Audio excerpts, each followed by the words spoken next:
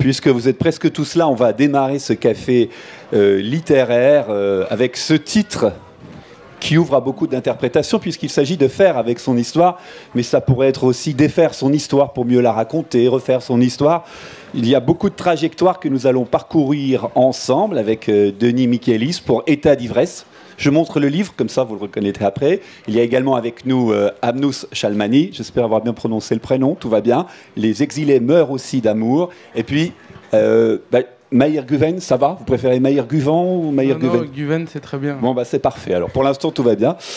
Pour Grand Frère, donc 3 livres qui se déroulent dans des contextes différents, puisque, Denis, vous nous plongez dans l'univers de cette mère en proie à l'alcool, qui en plus vit dans un univers d'une certaine manière de précarité professionnelle, puisqu'elle est chez elle, mais elle écrit pour un magazine censé d'ailleurs aider les gens à aller mieux.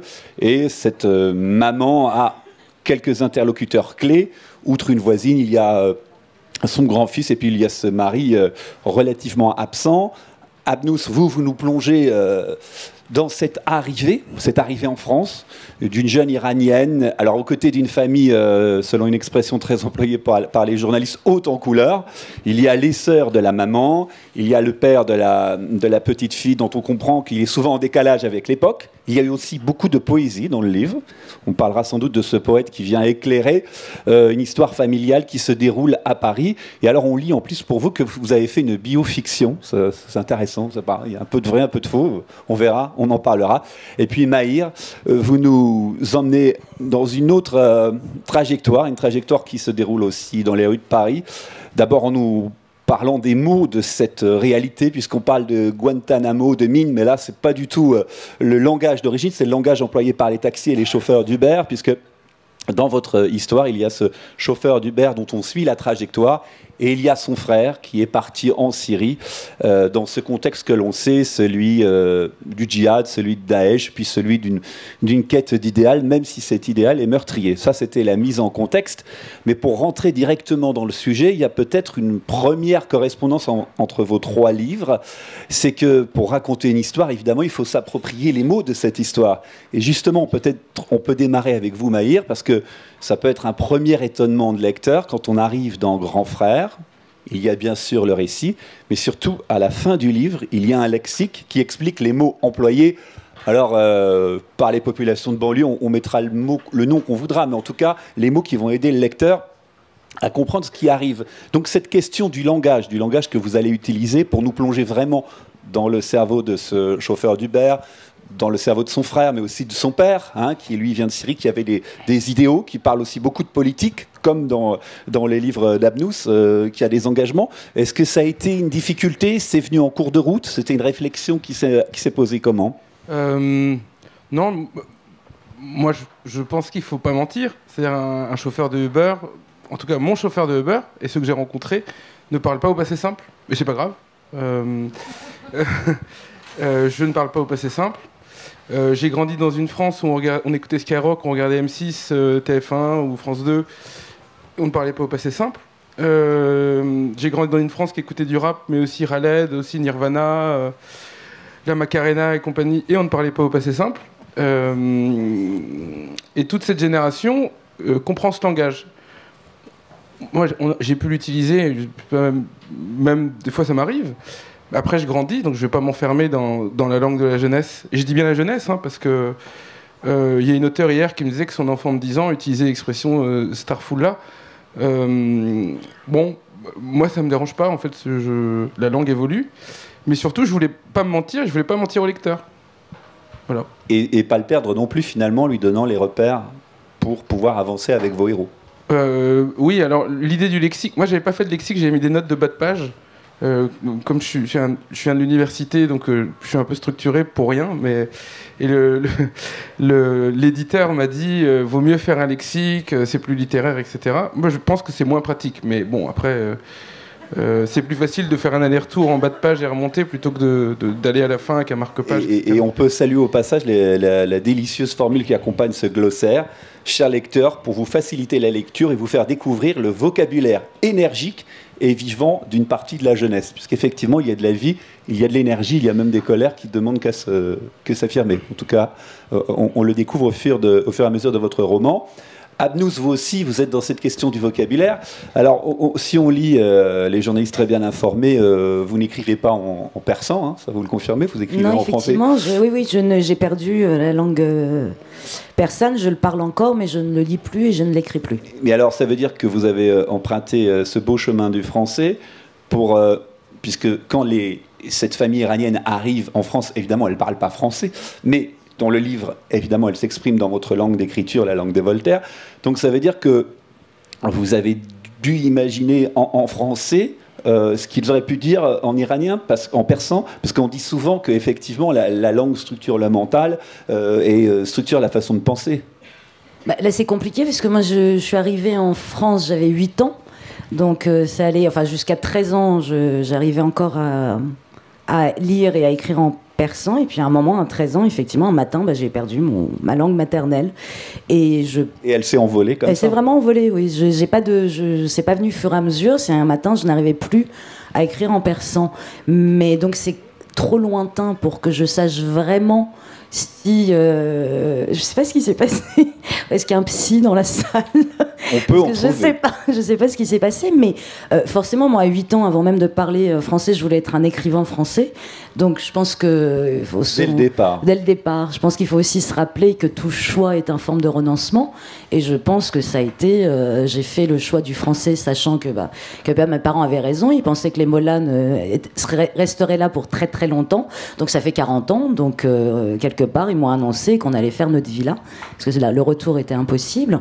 Donc, je pense qu'ils ont bien fait. Donc, je me suis approprié la langue française. Donc, je ne me suis même pas posé la question de...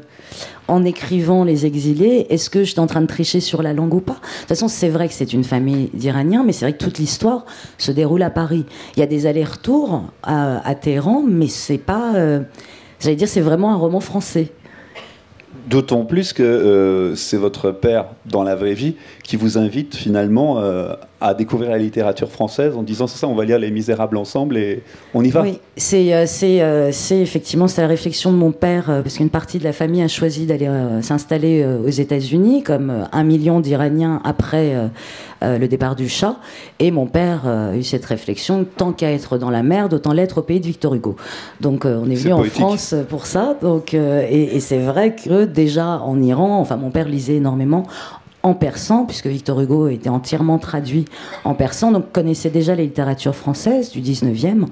Et évidemment, comme c'était une grande période, les années 60, mes parents étant de 48, donc c'était le même mouvement, j'allais dire, partout. Donc des auteurs comme Camus ou comme Sartre se lisaient évidemment jusqu'en Iran, comme ils se lisaient au Maghreb, etc. Donc il y a une proximité partout dans le monde avec la littérature française qui a joué, mais... oui, moi j'avais déjà écrit en persan, donc je pense que oui. Mais c'est pas juste, pour revenir, c'est pas une autobiographie. J'ai écrit un premier livre qui était un récit. Mais vous avez vu que j'ai dit biofiction. Mais là, j'aime bien reprendre la phrase qu'avait eue Azil Erdogan, l'écrivain turc, qui dit très joliment qu'un premier roman est toujours la somme des traumas. Donc je pense qu'elle a tout à fait raison. Je pense même qu'un 22e roman est toujours la somme des traumas, selon ils évoluent. Mais je crois qu'effectivement, les traumas sont vrais. Et c'est peut-être l'aspect universaliste, parce que quelque part, un exil, c'est le même vocabulaire, donc c'est un trauma commun. Mais l'histoire qu'on raconte, c'est ça qui fait la singularité de l'écrivain.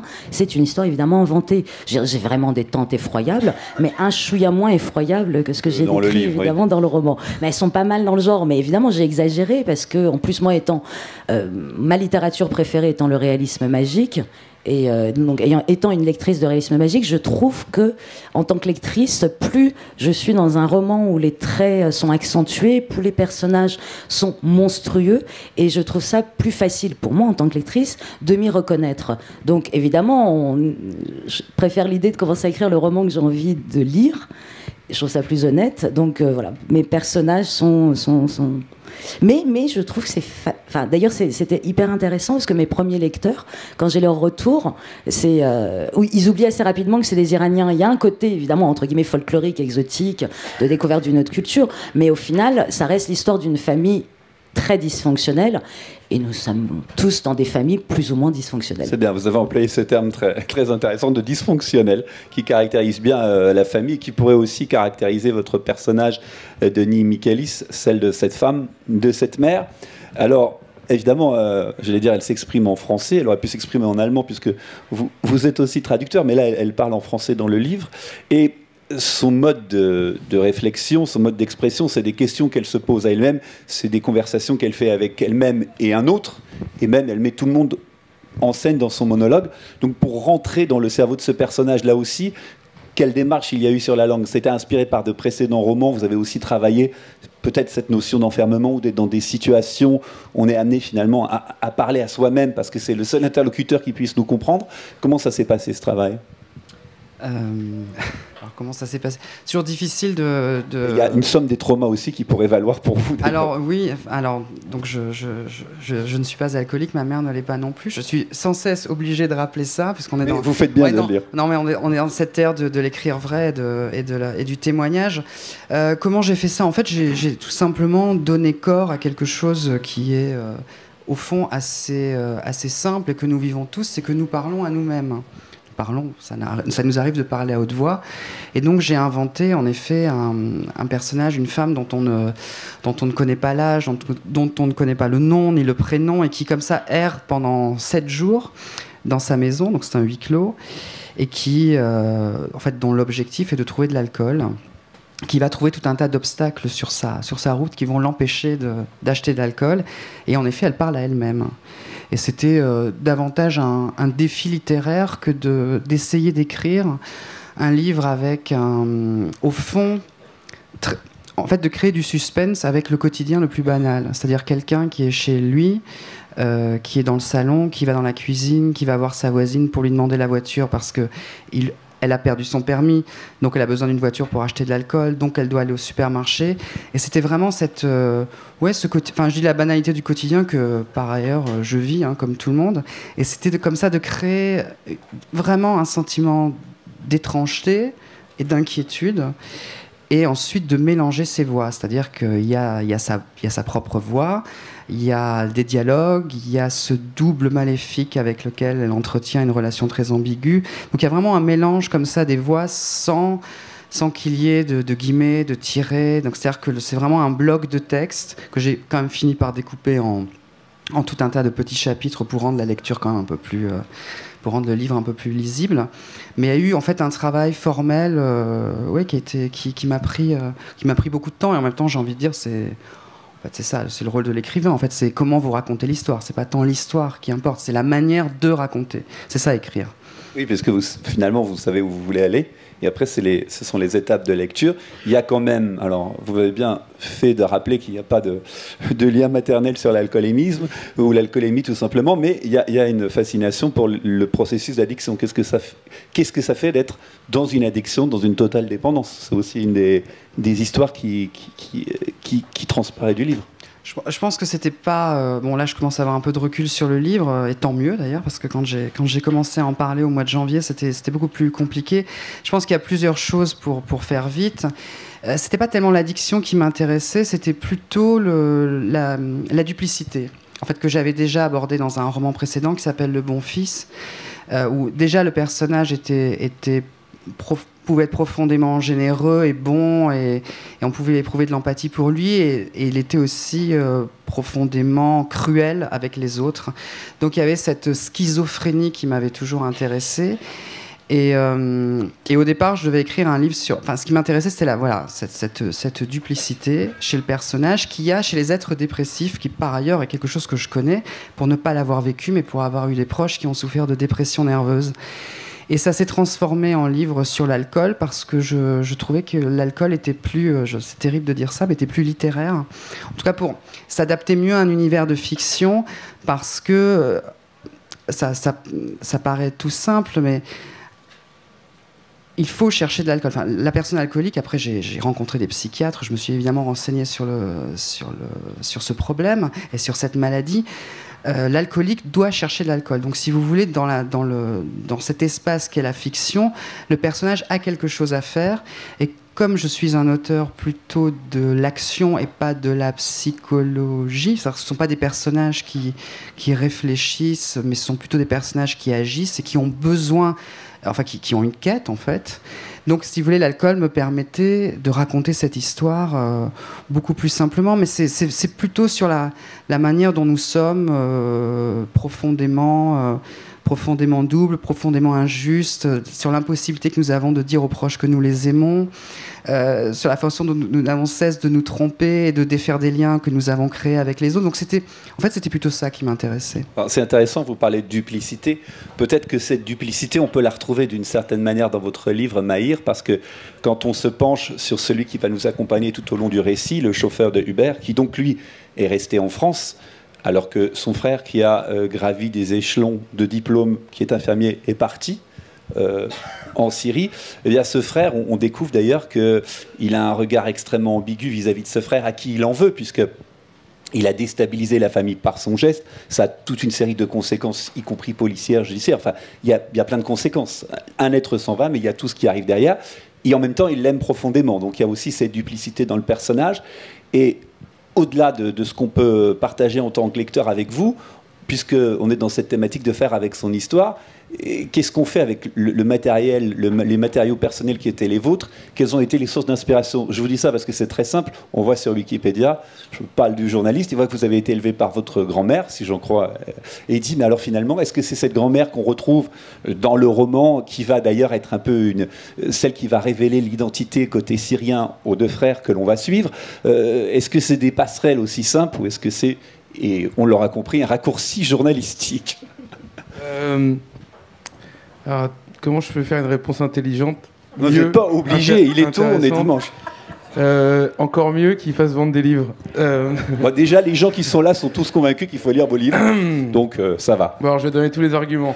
Après 14 traductions ou plusieurs prix, j'arrête. Et une célébration universelle.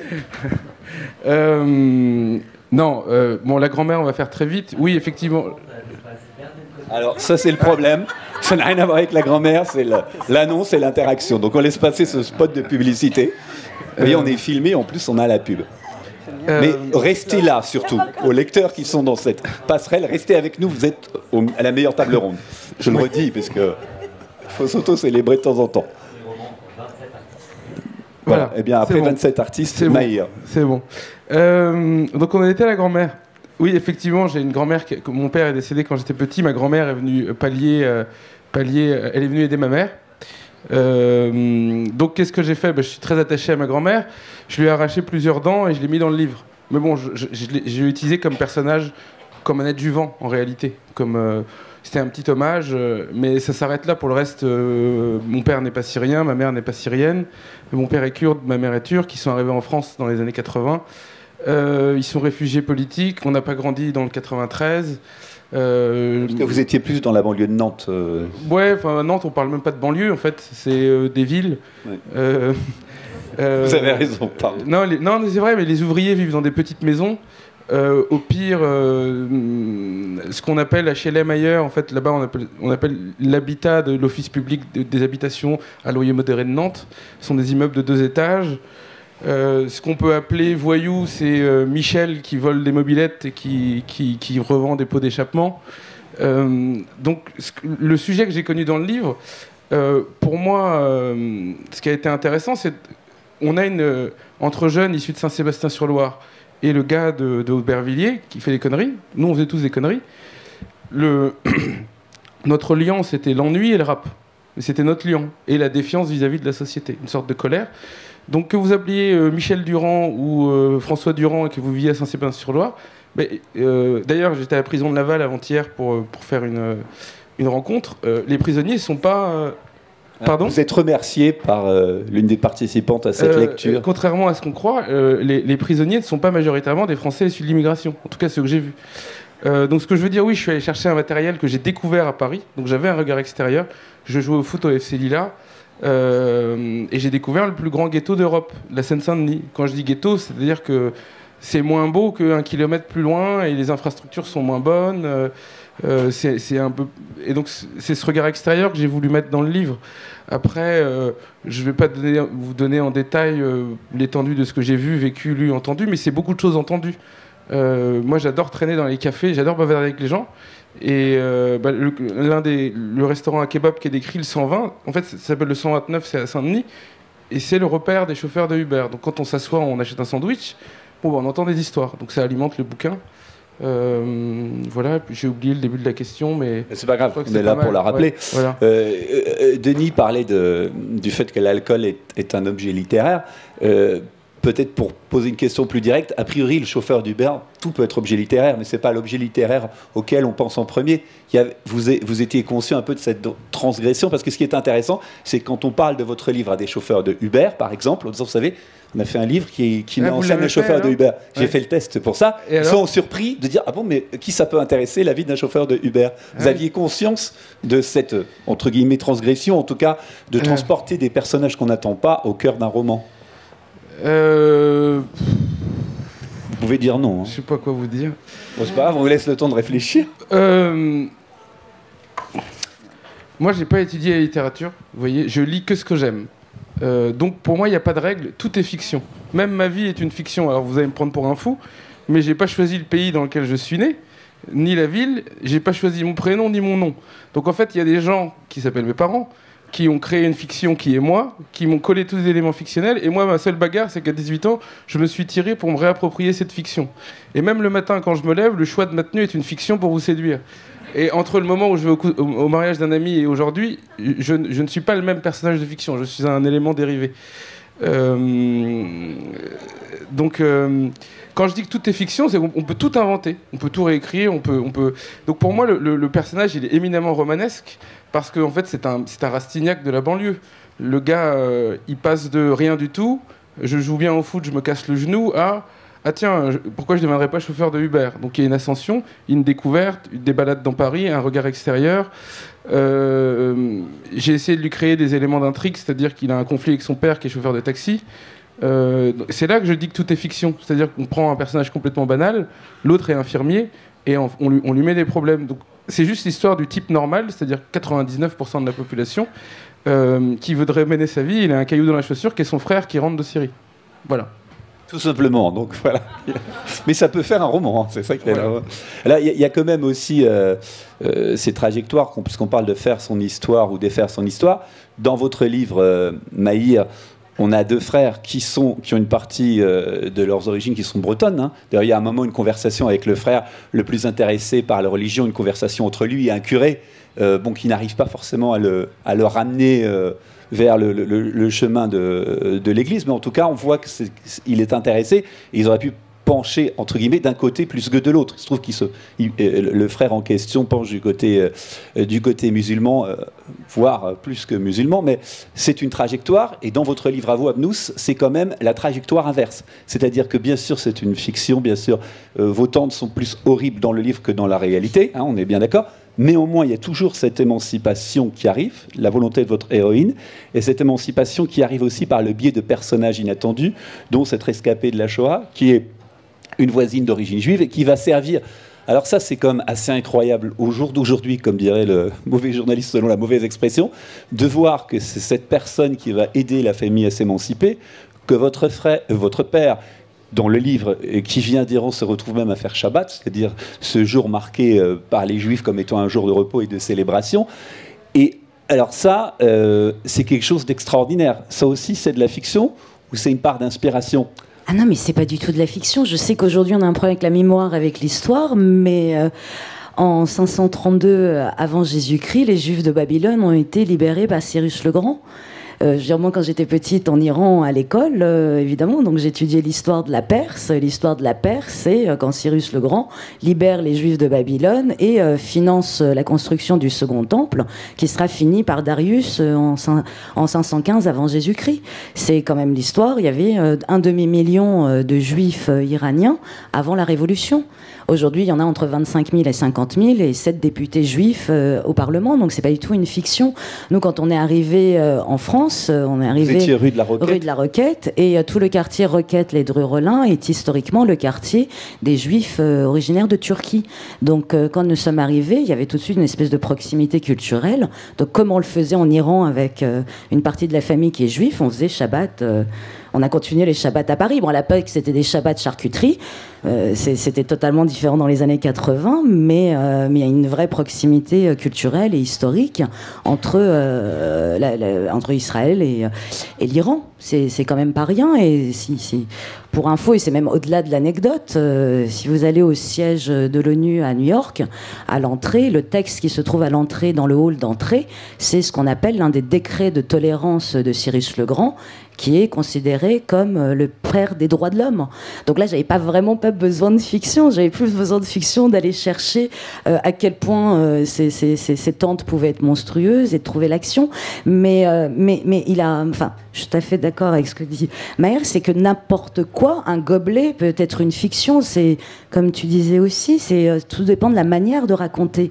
Je veux dire, il n'y a rien d'inintéressant et effectivement, tout est fictionnalisable, quel que soit l'enjeu. Moi, j'ai choisi l'exil, alors ça fait effectivement genre plus lourd, quoi. C'est du genre, je vais faire un roman de l'exil, mais d'ailleurs, comme n'importe quel exilé qui a des vérités d'écriture, ce qu'il veut, c'est écrire son putain de roman de l'exil, quoi.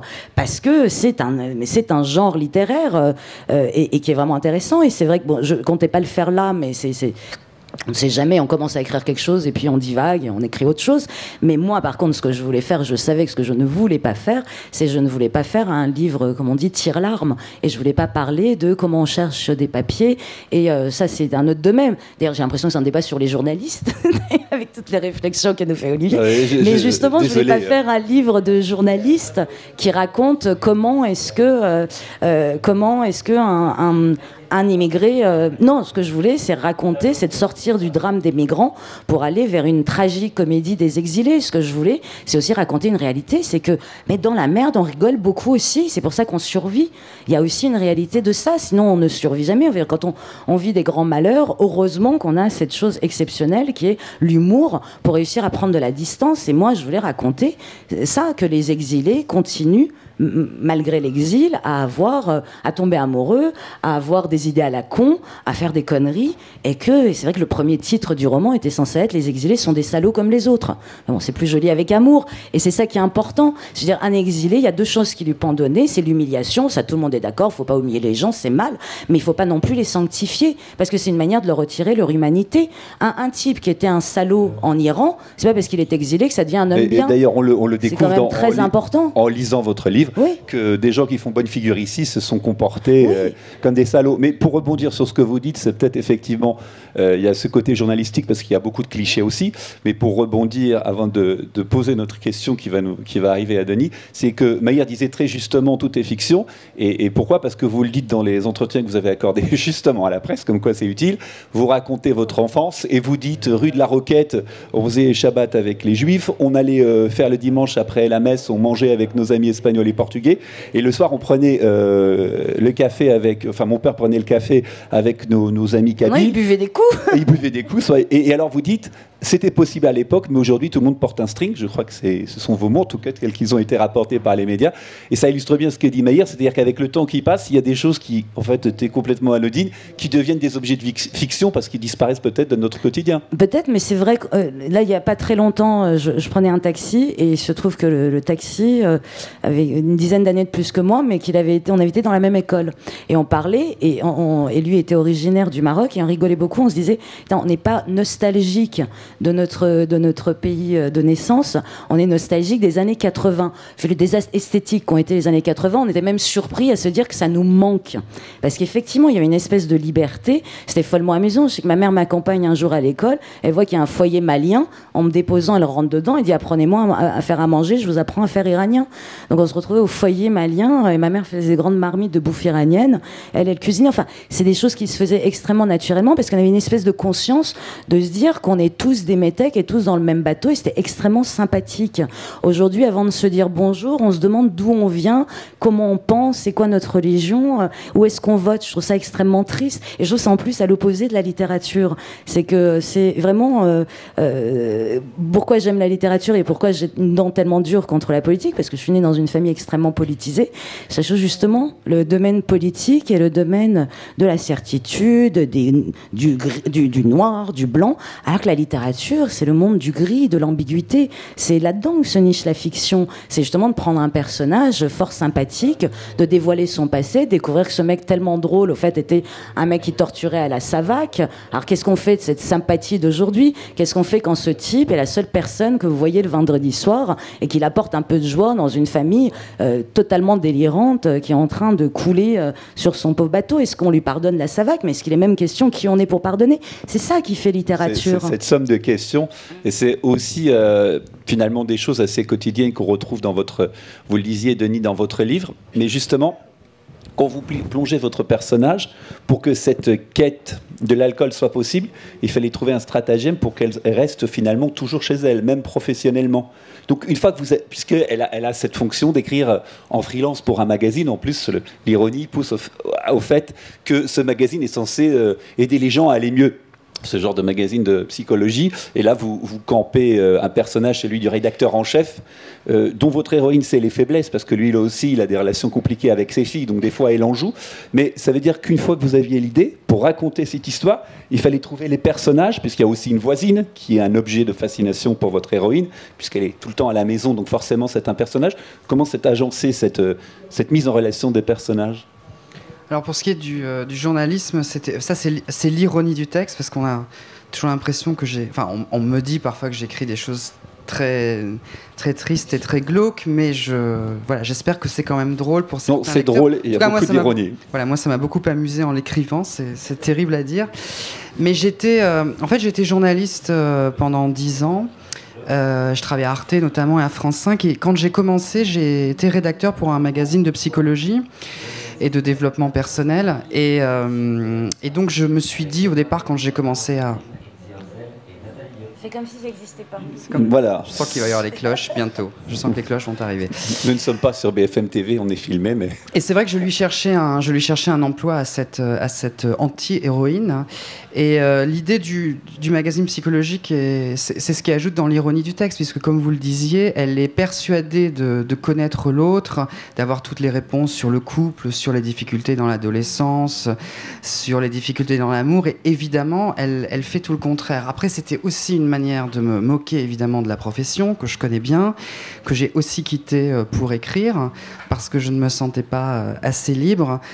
C'était aussi une manière de me moquer de ces magazines psychologiques. D'ailleurs, l'ironie du sort est que mon livre, j'ai participé à un concours pour Psychologie Magazine et les lectrices avaient le droit de gagner mon livre. Voilà, donc ça c'est...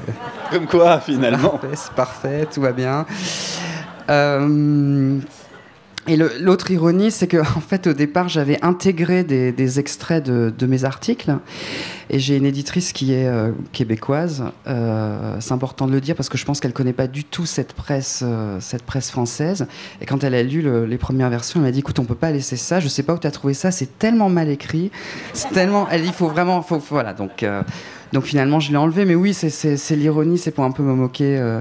pour un peu me moquer des journalistes et aussi, bien sûr, pour parler je vais être sûr que j'ai oublié le terme maintenant, mais du télétravail, parce qu'au fond, c'est quelque chose dont on dit que ça libère les gens parce qu'ils peuvent rester chez eux, mais dans ces villes que je connais bien, d'où je viens, en fait, je décris le nord de la France, dans le roman, ni plus ni moins, où j'ai grandi, où je suis arrivé après un long exil de l'Allemagne, c'était juste à côté, mais je suis arrivé en 80...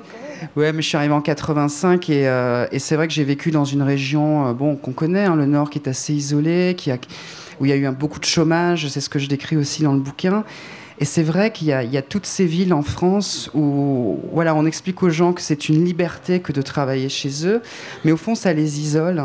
Et ça les rend malheureux, et ça peut aussi expliquer, même si je ne suis pas médecin, mais ça peut aussi expliquer certaines addictions et certaines voilà, certains états de mélancolie, je dirais. Donc il y avait ça aussi derrière. Il y a quand même une lecture sociale dans le livre. Et c'est important cet élément parce qu'après, on est entre nous, ressenti de lecteur oblige. Il y a quand même, peut-être que c'est une la palissade que de le dire, mais il y a ce point commun entre vos trois romans qui est cette précarité. Précarité du chauffeur d'Uber, mais précarité aussi du frère qui va chercher un idéal extrêmement fragile, qui en plus pose des questions morales et éthiques. Est-ce qu'après, je peux revenir dans la France où j'ai grandi en ayant vu de telles atrocités, en ayant finalement participé aux yeux des autorités, précarité de la condition d'exilé, et trajectoire du père que vous racontez, qui essaie d'ouvrir une librairie, qui se met à l'argentique à l'heure où la photographie et l'argentique ne font pas bon ménage, et précarité de la condition de votre héroïne, c'est un élément important aussi. Et bien que votre héroïne, c'est important aussi, soit en France, dans une ville qu'elle connaît, d'une certaine manière aussi, elle est exilée, de par son alcool et par sa vision du monde, puisque même son fils lui apparaît parfois comme un étranger qui lui fait des remarques. Elle est de fait coupée du monde. Oui, mais après, j'ai une autre. Je vais essayer de ne pas anticiper. J'ai une autre table ronde sur cette forme d'engagement. Bon, moi, j'ai coécrit une tribune qui a été publiée dans Le Monde en novembre où avec d'autres auteurs, on était très critiques à l'égard d'une certaine littérature aujourd'hui en France qu'on ne trouve pas assez engagée dans le monde, qui ne regarde pas le monde, qui se regarde plutôt elle-même ou qui regarde plutôt vers le passé, ce qu'on a appelé la littérature du rétroviseur, tous ces romans historiques. Et c'est vrai que je pense que c'est la moindre des choses quand on est auteur. Après, il y a de très bons romans historiques et de très bonne autofiction, mais je trouve que c'est la moindre des choses des auteurs de notre génération de regarder un peu le monde tel qu'il est, tel qu'il ne va pas, avec nos propres moyens. C'est-à-dire que moi, j'ai pas une histoire familiale particulièrement incroyable. Bon, je suis partie d'Allemagne, je viens d'une classe moyenne, mes parents étaient profs, mais je me sers de ça. Et je regarde les gens, comment ils vivent. Et bien sûr, quand je rentre chez moi, quand je vais voir ma mère qui habite dans une petite ville du Nord et qu'elle me raconte toujours des histoires atroces, machin est mort, machin s'est pendu, bon, ouais. J'ai entendu qu'il y avait la fille de tu te rappelles, qui est alcoolique, on l'a vu traîner en supermarché avec une robe de chambre, etc. Ça, évidemment, à un moment, je me dis, il faut quand même que je le raconte, même si je n'ai pas de velléité sociologique, historique, mais encore une fois, c'est la moindre des choses que de raconter notre monde, parce que sinon, on va se retrouver dans une vingtaine d'années où le lecteur va ouvrir un livre, va se dire, mais qu'est-ce qui s'est passé dans les années 2000 en France ? Enfin, à quoi ressemble le pays des années 2000, des années 2010 ? C'est pour ça que je suis assez en colère contre une forme de littérature française qui n'a de cesse de ressasser le passé, même si évidemment il faut parler du passé, mais il faut aussi parler du présent.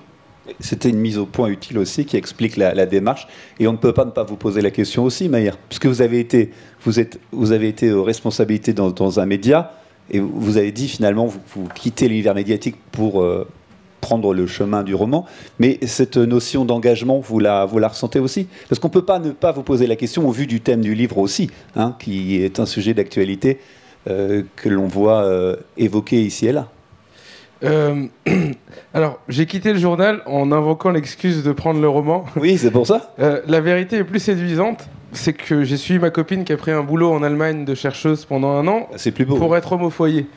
Non, c'est vrai, et je l'assume, et je trouve ça très plaisant. Quand c'est un choix volontaire et non subi, et on n'est pas soumis, c'est très plaisant.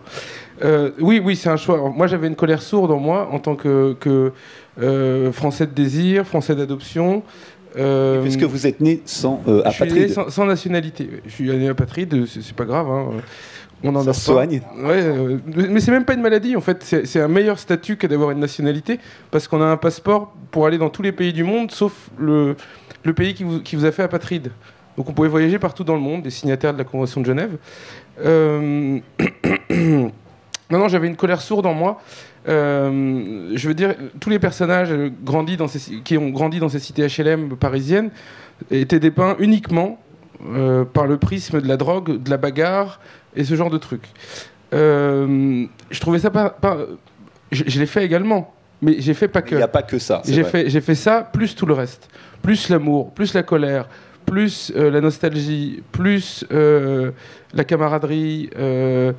quand j'écrivais, je me disais, il faut que je réussisse à faire comprendre que quand on se traitait de fils de pute, ça dépendait du moment, de la tonalité, que ça pouvait dire va te faire foutre autant que je t'aime. Et c'était vraiment mon défi. Je vous donne un exemple, vous jouez à la console au jeu de foot, l'autre vous marque un but, vous dites fils de pute en souriant, ça veut dire t'es vraiment fort mon vieux. Donc j'avais cette colère sourde en moi de vouloir raconter ce monde, non pas de l'expliquer, mais d'en dérouler le plan comme une armoire Ikea qu'on démonte pour réécrire le plan en disant voilà comment ça fonctionne. Voilà. Alors, il y a eu cette exploration finalement des mots, puis de les resituer dans leur contexte et leur ambiance. Et justement, on va avoir un avant-goût, puisqu'on va partager un moment. À quel moment vous voulez nous transporter dans votre livre, Maïr ? Je sais pas. Vous ouvrez une page au hasard, vous connaissez le livre, a priori. C'est à nous de choisir. Ah bah oui, alors, bonne question de Anous, c'est à nous de choisir. En général, parce que quand on fait le contraire, il y a parfois les auteurs qui viennent et qui disent « Moi, j'aurais préféré lire tel passage. » Alors, dans le doute, on ne s'abstiendra pas. Et combien de temps on doit lire ? On a jusqu'à 19h. Non, mais commencez, et puis si vraiment c'est trop long, on arrêtera. Ça roule. Si les gens s'endorment... Je commence au début, parce que j'ai pas d'imagination. Donc, vous êtes romancier. Et ni mémoire. T'écoutes ? Oui. Ok, je crois que j'ai trouvé mon passage. Amnous a trouvé son passage, donc on peut y aller. Et Denis est presque en zone d'atténuation. Bon, alors allez-y, Maïr. C'est bon ? On va aider Denis. Bon, alors attention, accrochez-vous. Non, mais je rigole pas en plus.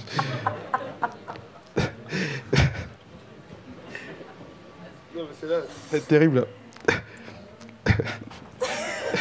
J'y vais. Non, mais c'est terrible. La seule vérité, c'est la mort.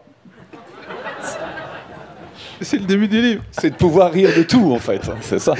Bon, pardon d'avoir plombé l'ambiance, je recommence. La seule vérité, c'est la mort. Le reste n'est qu'une liste de détails.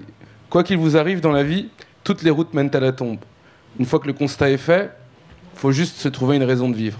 La vie, moi j'ai appris à la tutoyer en m'approchant de la mort. Je flirte avec l'une en pensant à l'autre. Tout le temps. Depuis que l'autre chien, mon sang, ma chair, mon frère, est parti loin là-bas. Sur la terre des fous et des cinglés. Là où pour une cigarette grillée, on te sabre la tête. En terre sainte. Dans le quartier, on dit au cham. Beaucoup prononcent le mot avec crainte. D'autres, enfin quelques-uns, en parlent avec extase. Dans le monde des gens normaux, on dit en Syrie. D'une voix étouffée et le regard grave, comme si on parlait de l'enfer. Le départ du petit frère, ça a démoli le daron. Suffit de compter les nouvelles rides au-dessus de son monosourcil pour comprendre. Toute sa vie, il a transpiré pour nous faire prendre la pente dans le bon sens. Tous les matins, il a posé son cul dans son taxi pour monter à Guantanamo ou descendre à la mine. Dans le jargon des taxis, ça veut dire aller à Roissy ou descendre à Paris et transporter des clients dans la citadelle, celle qu'on ne pourra jamais prendre. Et soir après soir, il rapportait des sacoches épaisses de billets pour remplir le frigo. La dalle, le ventre vide, la faim. Sensation inconnue. Toujours eu du beurre, parfois même de la crème dans nos épinards. C'est bien comme ça. Ouais, c'était très bien. Je crois que les applaudissements...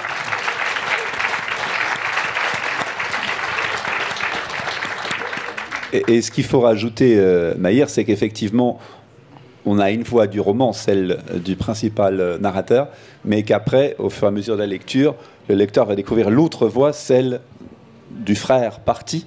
Vous avez choisi finalement cette superposition de récits. C'est-à-dire que pour que les deux personnages existent, deux personnages principaux, il fallait qu'ils aient chacun leur voix.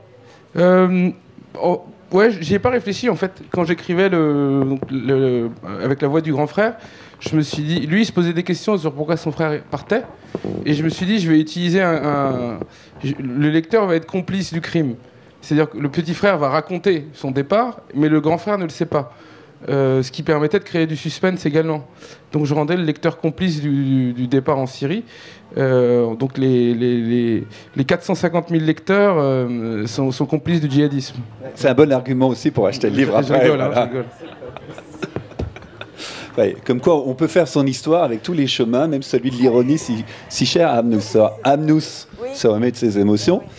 Et là, nous revenons donc du côté de la rue de la Roquette. Enfin, je ne sais pas. Oui, on est au début. Alors, je remets dans le contexte. En fait, la gosse qui a 8 ans quand elle arrive, comme ils sont un certain nombre dans un 2 pièces, la gosse a trouvé sa chambre sous le canapé, ce qui lui permet d'observer, enfin de découvrir qu'elle ne connaît pas sa famille et qu'elle vient de les découvrir. Et donc, c'est un jour où elle est sous le canapé et le grand-père, alors lui, c'est vraiment très très méchant. Très très méchant. Il est vraiment très méchant. Il est vraiment très méchant. Le grand-père lance un porno, vient s'installer sur le canapé et se masturbe. Elle est sous le canapé, donc elle comprend pas les mouvements de bassin qu'il y a au-dessus de sa tête, et en même temps, elle découvre un porno, et elle trouve ça très poilu et très visqueux. Et donc, en plus, elle savait même pas comment on faisait l'amour, donc elle pourrait être traumatisée, mais non, bien sûr que non. Et d'autant plus qu'elle est dans une famille de cinéphiles, et que l'exil provoque des choses comme ça un petit peu bizarres, c'est on se rattache à ce qu'on peut. Alors du coup, le temps n'est plus linéaire, et le temps n'a plus de date, le temps se met à avoir la gueule des films qui ont été vus du temps de la jeunesse ou des chansons écoutées. Et en l'occurrence, juste avant ce passage que je vais vous lire, ils se rendent compte qu'en Iran, ils ne regardaient que des films italiens ou des films américains ou des films anglais, mais pas de films français.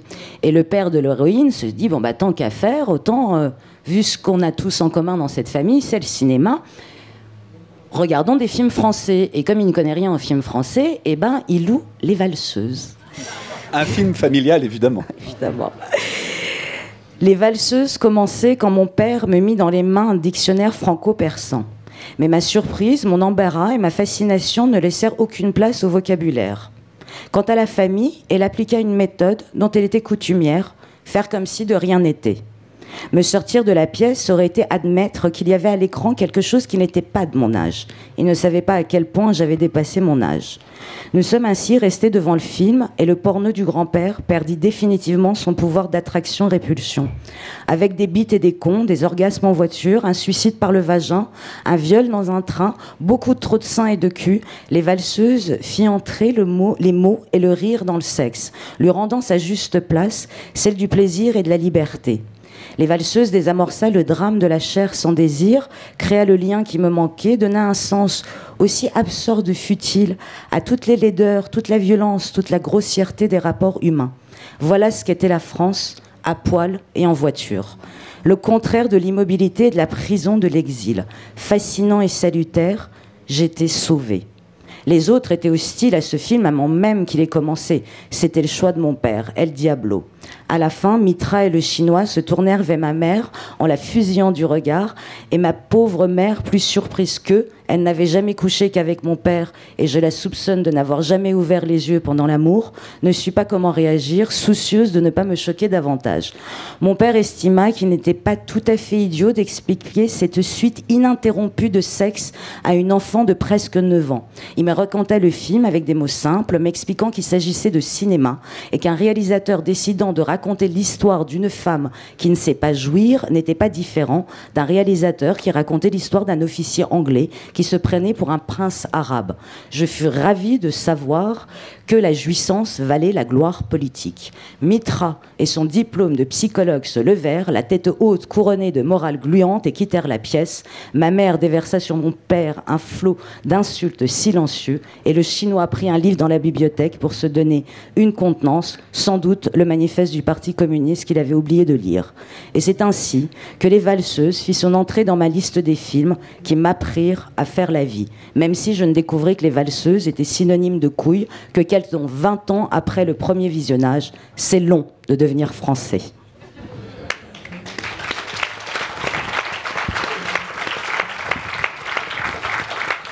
Et ce qu'il faut préciser, c'est que le chinois dont vous parlez dans le livre n'est pas chinois, en fait. Non, c'est un Iranien, mais comme le monde ne vit que sur des préjugés, comme c'était un homme d'affaires, et qu'en Iran on considère les Chinois comme étant redoutables en affaires, on l'appelait le Chinois pour ça. Et derrière cette scène teintée d'ironie, mais aussi de second degré, il y a aussi ce que vous soulevez comme question, c'est que le corps, dans le livre, et puis dans cette culture persane, le corps peut être perçu comme un objet de douleur, mais jamais comme un objet de plaisir. Parce que c'est aussi une des aventures de l'héroïne. Oui, c'est une transformation du corps. Oui, ça c'était vraiment intéressant parce que l'un des avantages de l'exil, tu dis, c'est effectivement une chance d'être né apatride, et moi je pense que c'est la meilleure place du monde, c'est on plane, on flotte au-dessus des frontières, donc on prend ce qui nous arrange quelque part dans toutes les cultures qui nous entourent, ça donne énormément de liberté.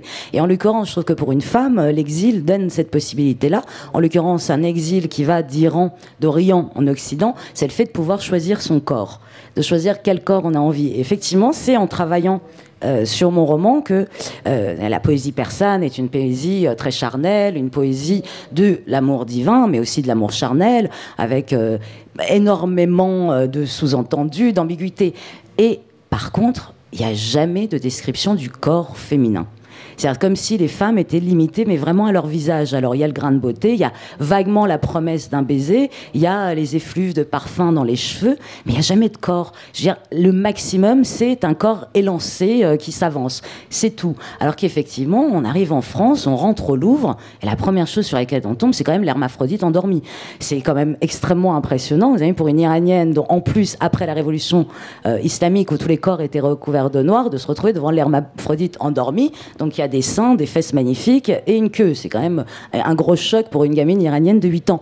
Et au-delà de ça, le Louvre, je veux dire, mais ne serait-ce... Alors, moi, je l'ai découvert dans l'ordre, parce que mon père, très rigoureux, m'a fait visiter pendant quasiment un an... département par département, et on a commencé par les peintures religieuses italiennes, juste après la victoire de Samothrace. Et comme effectivement celles qui servaient de modèle aux peintres n'étaient que des prostituées, qui étaient d'une grande beauté, moi je me retrouvais devant des tableaux religieux avec la Vierge et l'enfant, c'était à la limite de la pornographie pour quelqu'un qui vient d'un pays où les femmes n'ont pas de corps. C'est absolument délirant. J'étais waouh, c'est ça que les chrétiens ils font du corps des femmes, c'est délirant. Il y avait des tétons partout, c'était complètement fou. Et c'est vrai que cette gosse se rend compte que il y a un corps qui est occulté, inexistant, source de douleur en Iran, et que le corps occidental est un corps de muse, un corps ultra présent, qui représente autant la liberté que la victoire, la défaite, la mer, enfin, il y a quand même une présence du corps féminin dans l'art occidental qui est extraordinaire, et dans tous les sens. Je ne se résume pas, et loin de là, à une histoire de cul. C'est quand même un déploiement du corps féminin dans toutes ses possibilités. Et ça, c'est quand même un choc culturel qui est immense. Et c'est là où elle découvre que quelqu'un comme, au moment où je veux dire, les femmes ne s'intéressent pas à tout ce qui est là dans un pays oriental, une femme comme Sissi, qui outre être anorexique, comme quand on n'a pas entendu Elle Magazine pour être anorexique, c'est une vraie maladie. Donc Sissi avait fait installer des salles de gymnastique dans tous les palais qu'elle fréquentait. C'était l'une des premières à faire de la gymnastique. C'était absolument impressionnant. Elle a compris l'idée de se muscler. Exactement la même chose que fait Colette au moment où elle sent qu'il faut qu'elle se casse. Bon, c'est quand même Willy qui va la quitter. Qu'est-ce qu'elle fait? Elle se met à faire de la gymnastique pour après marquer son autonomie et la fin de ce mariage qui était une prison, monter sur scène nue et embrasser une femme. En plus, sa maîtresse, qui est énorme. Donc le rapport au corps en Occident est un rapport de libération. Et effectivement, en Orient, étant donné qu'il n'existe pas, qu'il est occulté, au fait, il ne peut pas être ni source de désir, ni source de fierté, ni d'honneur. Et ça, c'est l'une des aspects très intéressants du livre. Et on découvre effectivement cette avancée, cette découverte de votre héroïne. Alors, d'ailleurs, le corps de la femme, il est aussi dans votre livre, Denis Michaelis, puisque votre héroïne, quand le mari va lui parler, elle fait tout pour s'apprêter. C'est-à-dire que ça aussi, c'est un élément assez inattendu pour le lecteur. On voit une femme qui est dans cette désolation, cet alcool. On dit, bon, pratiquement, son corps n'a plus d'importance, puisqu'elle cherche à boire, elle cherche à boire. Mais quand le mari va lui parler, et le lecteur découvrira le message qu'il a à lui dire, mais elle sent que c'est un moment important dans sa vie, son réflexe, sa féminité revient par-delà la barrière de l'alcool pour lui dire, il faut t'apprêter, il faut te mettre en tenue. Donc c'est aussi inattendu de la redécouvrir là. Vous voulez que je vous lise ce passage-là? Non, c'était une transition habile. Ah oui. Oui, on m'a jamais posé cette question. Vous voyez, c'est pour ça qu'il faut venir à la base. Mais oui, c'est très habile. Qu'est-ce que je peux dire sur le corps de la... Vous n'êtes pas obligé de réagir, hein, c'était une réaction de lecteur. Non, mais là où je peux aisément rebondir, je pense que c'est pour ça que je suis toujours très précautionneux, et d'ailleurs je vous en remercie de ne pas avoir axé les questions sur les problèmes d'alcool, parce que au fond c'est pas un livre sur l'alcool, je pense que c'est vraiment sur quelqu'un qui n'arrive pas à quitter la maison. Je pense que c'est vraiment sur une femme qui est enfermée. Et on m'a souvent posé la question sur les raisons de l'alcoolisme. Et même si je ne donne pas de réponse, je pense quand même que même si on est en France, il y a énormément de femmes au foyer que les hommes empêchent de travailler. Et c'est une des possibilités dans le roman, qui est quand même qu'elle est soumise. En fait, elle est quand même soumise à son mari. Elle est dépendante. Oui, elle est dépendante. Elle est dépendante financièrement. Moi, c'est vrai que les rapports d'argent dans le couple, c'est quelque chose qui m'a toujours fascinée et qui existe dans beaucoup de couples, qu'on soit à Paris ou qu'on soit en France ou n'importe où. Et c'est vrai que ce qui est intéressant, c'est qu'au fur et à mesure du roman, de cette fiction, Denis, finalement, les raisons de l'alcoolisme on n'a pas à les chercher parce qu'elles peuvent apparaître, ce lecteur d'ouvrir les yeux et peut-être aussi de se faire ses propres hypothèses. Mais c'est vrai qu'il y a cette maison qui devient une bastille, une prison pour elle. Et au fur et à mesure, cette maison grandit, cette maison la mange parfois. Ça nous amène donc à écouter un moment de votre livre. Et à quel moment se situe le passage qu'on va partager ensemble? Alors, il faut savoir que c'est la première fois que je lis un extrait de ce livre à haute voix.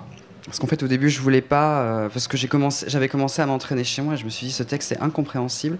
Donc ça commence. Parce qu'il y a beaucoup de voix qui se mélangent. Non, mais c'est pas évident. Hein. Il est incompréhensible. Je le vends bien, hein. Vous avez remarqué? Mais il est tout à fait lisible. Ça donne envie de le lire. Hein. Voilà, bon. Non, mais il y a beaucoup de voix qui se mélangent. Donc voilà, elle va au supermarché. Elle est enfin parvenue à prendre la voiture de sa voisine. Elle a raconté un bobard terrible en disant que son fils avait été agressé et qu'elle doit aller le chercher. Et donc elle se retrouve au supermarché. Et ça commence comme ça. Afin de me donner du courage, je prends un petit verre au bar situé juste à l'entrée de la galerie marchande. La décoration n'est vraiment pas terrible et je me hâte de commander un deuxième, troisième. Sur l'écran géant accroché au mur du fond, un homme politique parle d'expulser les étrangers en situation irrégulière. Face à lui, la journaliste acquiesce en souriant. J'ai beau me sentir d'humeur bavarde, le barman, un type très maigre dont le visage semble avoir été attaqué par la petite vérole, ne décroche pas un mot. Avec discrétion, je jette un coup d'œil circulaire. Personne. Sauf une vieille, assise dans un coin, toute voûtée, emmitouflée dans un grand manteau noir. Après l'avoir regardée plus attentivement, je remarque qu'elle s'acharne sur un banco. La pièce de monnaie dont elle se sert pour gratter la surface du ticket brille d'une lumière irréelle. Bon, là, je suis censé jouer la femme ivre, mais je n'y arrive pas. Hein, donc vous imaginez qu'elle est ivre quand elle dit ça. Quand le frigo est vide, quand les placards sont vides et quand la cave est vide, la place d'une mère se trouve ici et accompagnée de son plus fidèle allié, le caddie, qu'elle promène dans les allées de l'hypermarché, fredonnant des airs démodés, savourant le vertige d'avoir le choix, toujours plus de choix et des prix bas toute l'année. Le barman m'a écouté sans ciller. Son visage n'est peut-être qu'un vaste champ de ruines, sa voix, en revanche, est plus exquise qu'une liqueur à la rose. Vous devriez aller, madame. Oh, mon Dieu, un peu plus et j'en aurais oublié le principal. Ouais, c'était tout à fait compréhensible. Et le supermarché devient aussi finalement un personnage du roman, puisque c'est une possibilité d'aller vers l'addiction, mais aussi ça pose une autre question de est-ce qu'en allant dans un certain type de supermarché de proximité réputé pour des prix peu élevés, malgré la dégradation physique que j'ai à subir en tant que femme alcoolique, eh bien, est-ce que c'est pas une régression sociale? Donc il y a aussi cette question de statut. C'est-à-dire que malgré la souffrance, il y a toujours cette question de dignité qui arrive. Pas forcément on l'attend, et peut-être que d'autres lecteurs partageront ce sentiment. On va bientôt s'acheminer vers la conclusion du débat, puisque même les meilleures choses ont une fin selon la formule consacrée. S'il y a des gens qui ont lu les livres dans la salle et que vous avez des questions, c'est le moment ou jamais, ils sont là pour vous, hein, parce que après il sera trop tard. Mais puisque vous avez été amené à faire votre histoire, à la refaire, à la défaire, à la remanier, est-ce qu'il y aurait, c'est une question traditionnelle, mais c'est toujours intéressant de la partager, des lecteurs, des lecteurs plutôt des lectures que vous avez eues, qui sont un peu des auteurs pionniers, qui vous ont donné, vous, Maïr, envie d'aller vers la plume, des romans, des livres, des choses comme ça, qui sont des livres de chevet, des livres fétiches. Bon, ça a évolué avec le temps, mais disons que quand j'avais 20 ans, c'était Léon l'Africain d'Amil Mahalouf. Après, j'ai eu une très grosse obsession au Romain Gary. Après une addiction, alors. Ouais, enfin un truc bizarre, quoi, quasiment du fétichisme vaudou. Je me rêvais aviateur, des trucs un peu, en brossant les dents. Hein. Tant mieux. En me rasant le matin, comme d'après Paul Bismuth. Voilà. Et puis, j'ai basculé sur Virginie Despentes. Pour moi, ça a été un vrai bol d'air, notamment sur le style. Et là, j'ai découvert un auteur allemand, Hans Fallada, qui a écrit un livre, Seul dans Berlin, que je trouve extraordinaire. J'ai compris comment 25% de la population, entre 1940 et 1942, a réussi à en prendre en otage le reste de l'Allemagne et à les faire devenir, en tout cas au chausse-pied, ce qu'ils ne voulaient pas être. C'est un roman qui raconte Berlin pendant la guerre, mais sans la guerre. On ne voit pas la guerre. On la vit, mais on ne la voit pas, et ça se passe dans un immeuble. C'est vraiment un très grand livre là, Donc je suis en train de lire tout le reste de Fallada en allemand, ce qui me prend beaucoup de temps, parce que j'ai un dico à côté de moi, mais en même temps ça me fait apprendre la langue. C'est joindre l'utile à l'évasion. Abnous aussi, donc il y en a beaucoup. Oui, moi forcément. Non, mais Victor Hugo déjà, évidemment. Mais moi, évidemment, réalisme magique aidant, évidemment, il y a toujours Cervantes que je relis, il y a toujours Don Quichotte qui est jamais bien loin, que j'ouvre régulièrement. Après, moi, je suis une grande lectrice de Sade, mais ça, je le relis. C'est pas de la lecture, c'est de l'étude. Et en plus, c'est une espèce d'aspirateur à préjugés vers lequel, quand je sens que j'ai trop accumulé de préjugés, je vais faire un tour du côté de ces Sade. Mais sinon, toute la mouvance du réalisme magique de Gabriel García Márquez, de Fuentes, de Rushdie, évidemment. Là, il y a pas longtemps, j'ai relu pour la 4e fois La Terre sous ses pieds, que si peut-être moins connu de Rushdie que Les Enfants de minuit ou Les Versets sataniques. Mais La Terre sous ses pieds, c'est un roman juste hallucinant. Et je me suis rendu compte à quel point il était hallucinant, donc ça toujours. Et il n'y a pas encore... Oui, je relis beaucoup, mais là, effectivement, rentrée littéraire aidant, ça a été extrêmement agréable de lire mes contemporains, ce que je fais assez peu, j'avoue. J'aime beaucoup la vieille littérature, la littérature des morts, et j'ai eu, comme beaucoup de monde, ce choc avec Frères d'âme de David Diop, que j'ai adoré, mais vraiment beaucoup. Mais voilà, mais moi, je pense, lire, c'est relire, comme écrire, c'est réécrire. Je pense que c'est un peu dans la même démarche, mais oui, toujours mes fétiches. Et j'ai eu aussi ma période, mais en fait, elle s'est jamais arrêtée, ma période Gary. Je crois qu'elle s'arrêtera jamais. Et il y a pas longtemps, j'ai relu Lady L. Et c'est vrai que j'ai une passion pour Gary, mais qui est du réalisme magique, hein. Quand même beaucoup, Les Mangeurs d'étoiles, il y a quand même toujours un peu de magie, oui, c'est tout le temps. On pourra faire une deuxième table ronde. On pourrait faire une deuxième table ronde autour de Gary. Ah bah alors ça, avec plaisir. Mais alors au cas où vous avez relisez Les Racines du ciel, qui en plus est super d'actualité. Premier roman, on est en 1953 ou 54, où le terme écologie apparaît, et on comprend pourquoi est-ce qu'il est si important de sauver les éléphants. Et c'est d'une modernité, parce que ça parle et du colonialisme, et de la décolonisation, et des éléphants, et de l'antisémitisme, et de l'imaginaire, et de l'importance de la fiction. Et je pense que ce serait vraiment un livre médicament à conseiller à tout le monde dans ces temps lugubres. Et Denis, alors est-ce que vous avez des livres médicaments ou des livres inspirants ? Non, mais au contraire de ce que tu disais, moi, comme j'étais journaliste littéraire pendant très longtemps, j'ai tellement lu de contemporains que j'en pouvais plus, mais ça y est, ça revient. Non, moi j'ai 2 auteurs, fétiches. Moi j'aime beaucoup Camus et Kafka, parce qu'ils ont vraiment. Pour moi, c'est le début de la littérature moderne. Quand j'entends littérature moderne, c'est vraiment le anti-héros. Et moi, c'est vrai que tous mes livres, ce sont des anti-héros, des anti-héroïnes, et qui sont des personnages que tous ces 2 auteurs, qui pourtant sont très différents, qui sont dans un monde très violent qui les dépasse et dont ils n'ont pas les clés. Et ça, c'est quelque chose qui m'a vraiment profondément marqué, qui m'a marqué dans la littérature, et qui ont et en plus cette force, que ça soit dans L'étranger évidemment, qui est pour moi un livre parfait, ou dans Le procès de Kafka, qui sont des livres qui peuvent se relire à l'infini. Il y a toujours... Ce sont des livres gigognes, hein. Il y a toujours un livre dans le livre, dans le livre. Il y a chaque mot, chaque action, chaque description a une signification supplémentaire. Enfin, pour moi, ce sont des livres parfaits. Ce sont vraiment des auteurs que je relis beaucoup. Voilà, vous êtes nourri de conseils de lecture, et on l'aura compris, faire avec son histoire, c'est aussi faire avec vous, lecteurs, pour que vous puissiez parcourir cette histoire. Merci à vous, et puis merci pour ce moment agréable et plein d'ironie. On a le droit de t'applaudir.